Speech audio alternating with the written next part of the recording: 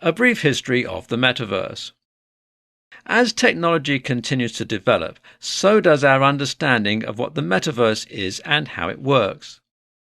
What began as an abstract idea about binocular vision has become a fully developed way to experience an entirely new virtual reality. The Metaverse that we know of today, a fully immersive internet, isn't the same as the Metaverse originally thought of back in the 1800s. Unlike today's Web 3.0 technology, the Metaverse's beginnings can be traced back to a man named Sir Charles Wheatstone, who created an outline for a concept where two images, one for each eye, can be combined to make a singular 3D image. In this guide, we're going to outline the extensive history behind the Metaverse. From where it began to the Metaverse's future, we've got you covered. The beginning of the Metaverse. The beginning of the Metaverse is often attributed to the work of scientist Sir Charles Wheatstone. Although Wheatstone is known for inventing the concertina instrument and the Playfair cipher, his contribution to the Metaverse comes from his concept of binocular vision. This concept allowed him to invent the stereoscope, a device that allows you to observe 3D pictures by utilizing depth of field.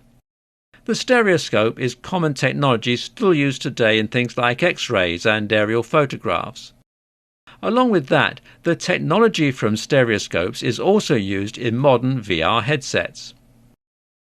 The development of this technology helped inspire Stanley Weinbaum to publish his novel Pygmalion Spectacles.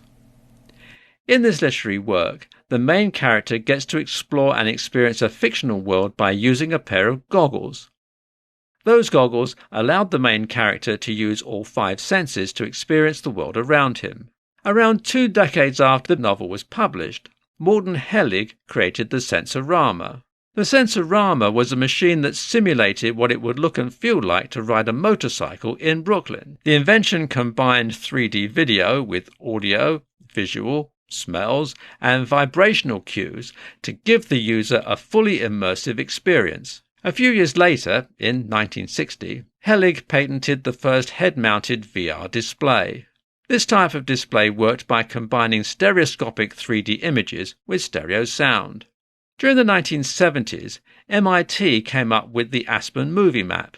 This VR experience enabled users to take a virtual tour of Aspen, Colorado, therefore bringing in the idea of transporting people to new places. How the Metaverse continues to grow. It wasn't until 1992 when Neal Stephenson's novel Snow Crash first introduced the term Metaverse. In this literary work, the Metaverse referred to an alternate reality that people could go to in order to escape the totalitarian regime they lived in. The early 90s saw the development of VR arcade machines, and in 1998, Sportsvision was the first to broadcast a live NFL game with a yellow field marker. It didn't take long for the idea of overlaying frames on top of live footage to spread among other sports channels and forms of media. In just over another decade, we saw the development and launch of the Oculus Rift VR headset by 18-year-old entrepreneur Palmer Luckey. With the Rift, we were introduced to a 90-degree field of vision and the use of computer processing power. In 2014, Facebook purchased the Oculus Rift, and shortly after, Sony and Samsung announced plans to follow suit on VR development. With Facebook changing its name to Meta in 2021, it's safe to say that their focus has shifted to shaping the future of the Metaverse as a whole.